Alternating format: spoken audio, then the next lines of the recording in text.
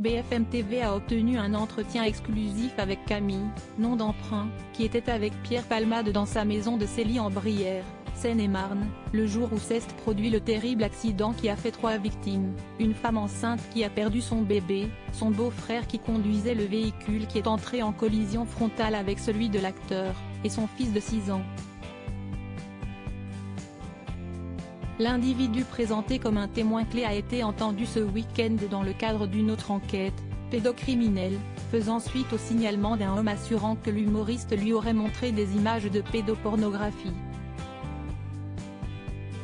Ce 1er mars 2023, Camille répond donc aux questions de Bruce Toussaint sur la journée du drame en Seine-et-Marne.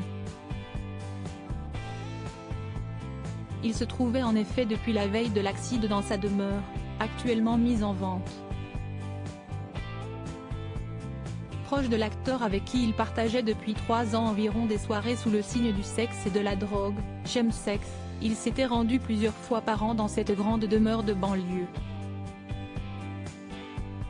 La nuit du 9 au 10 février était festive comme tant d'autres, et il baignait dans les produits stupéfiants avec 2 ou 3 autres personnes, certainement celles qui ont ensuite été les passagers de sa voiture.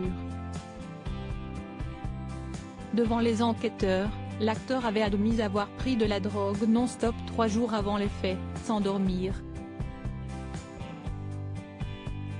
Camille a quitté les lieux dans l'après-midi précédant le tragique accident, se sentant de trop et voulant éviter une dispute, lui qui pouvait trouver le comédien agressif sous l'emprise des produits illicites.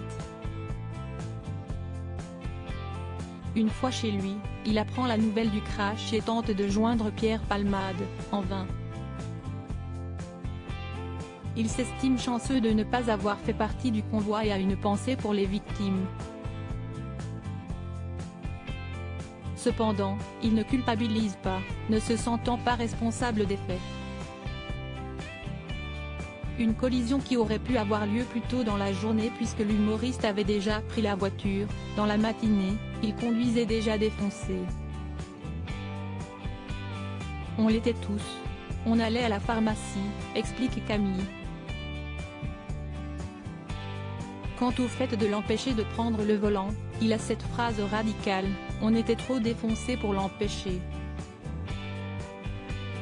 Mis en examen pour homicide et blessure involontaire victime d'un AVC le 25 février dernier, Pierre Palmade est désormais sous écoute dans sa chambre d'hôpital au Kremlin-Bicêtre, sous bracelet électronique.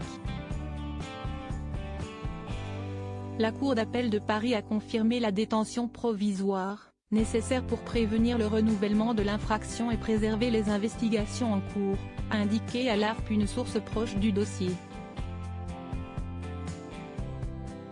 Pierre Palmade est mis en examen pour homicide et blessure involontaire, puisque selon BFM TV, le bébé porté par la femme enceinte est né viable et vivant mais a succombé quelques minutes après sa naissance, des suites de l'accident.